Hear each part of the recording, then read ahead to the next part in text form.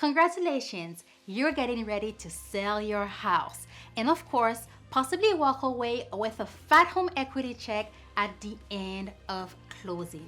But not so fast, home sellers.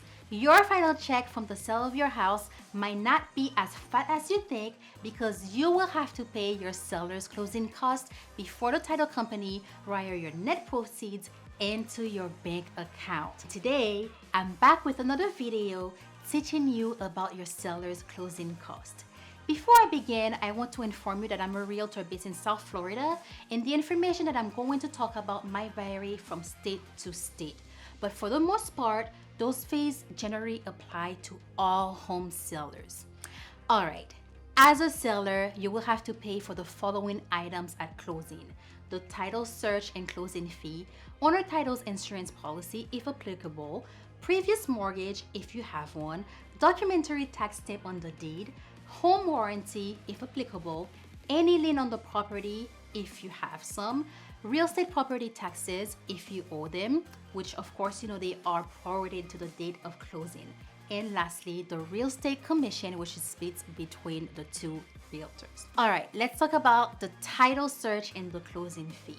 This payment covers the owner's title insurance search and closing fee, and the total for these items is based on the county where the property is located. In some circumstances, the total for these items can also depend on the agreement between buyer and seller. Always refer back to the sales and purchase contract to make sure which party agreed to pay for the title and closing fee. While it's generally the seller who pays for this, there are times when the buyer can be responsible to pay for it if both parties are in agreement. Number 2, owner's title insurance policy. Owner's title insurance provides protection to the homeowner if someone sues or says they have a claim against the home before the time the homeowner purchased the house. Most mortgage lenders require buyers to purchase a lender's title insurance policy, which protects the amount they lend to the buyer. This is where most people get confused, so pay very close attention. Who is the homeowner before closing? The seller. Who is the homeowner after closing? The buyer. Now, once the house is sold, the owner's title policy protects the new owner, basically the buyer who bought the house.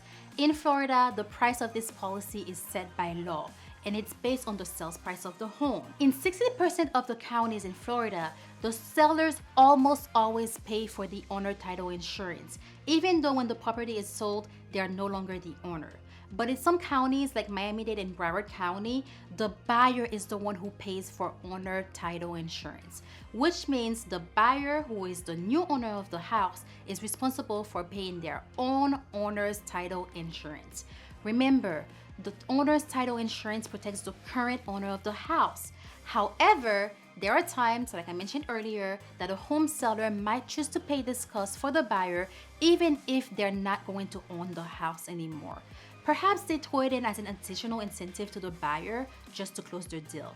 Kind of like saying, here's a credit, I'll pay for your homeowner's insurance for you.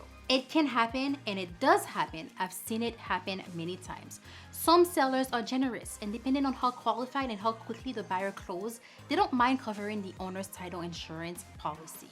Of course, the exact terms should be documented on the sales and purchase contract. Number 3, paying off the previous mortgage. Obviously, if you have a mortgage on the current house that you're selling, the title company will have to pay off your previous mortgage. If you don't have a mortgage, that's even better, which means you can walk away with much more money. And of course, we already know that sellers love all the profits they can get. The higher the profits, the happier home sellers are, as they should be. Number 4, documentary stamp tax on the deed. People who transfer real estate by deed must pay a transfer fee. This fee is charged by the recording offices in most counties. Number 5, home warranty. This fee only shows up if the seller agrees to pay for it because after the sale of the property, it benefits the buyer. Home warranty is designed to protect your home appliances such as washer, dryer, AC, if it breaks down by normal wear and tear and things like that. Don't confuse the home insurance with the home warranty. Homeowner's insurance pays for damages and loss caused by unexpected events, such as if you get a fire, hurricane, anything that has to do with a major natural or a disaster. That's what home insurance is for.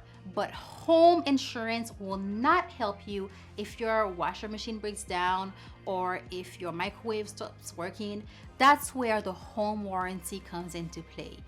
It's usually the buyer who pays for this because they're the one that's benefiting from it, but there are times when the seller might pay for it as an incentive to the buyer to get them to buy the house.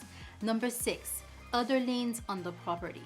All right, as a seller, you may have other liens on your property, such as a home equity line of credit.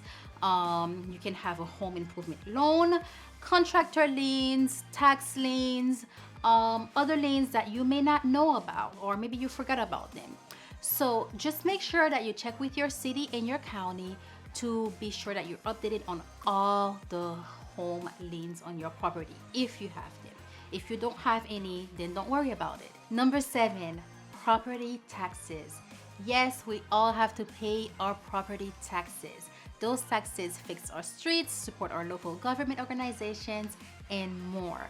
The property taxes are prorated to the date of closing. But if you do owe some years back, then you're definitely gonna have to catch up on your property taxes. Don't worry, most of the times you don't have to write a check to the county. Most likely, the title company will pay the county on your behalf at closing. Lastly, the real estate commission. It's customary for the seller to pay for the real estate commission. This fee goes to your realtor as the listing agent, and it's split also with the buyer's realtor. If you've been wondering about your seller's closing cost, not knowing what you're responsible for, what the buyer is responsible for, and what those fees are all about, well, now you know. Those are the most customary fees that home sellers pay at closing. If you are in need of a professional realtor in the South Florida area that actually knows what they're doing and will invest all of their resources to get your house sold for the highest price, be sure to call or text me at 754-232-5952. You can also email me at Christel@nestfinder.com. Happy home selling. I wish you the very best.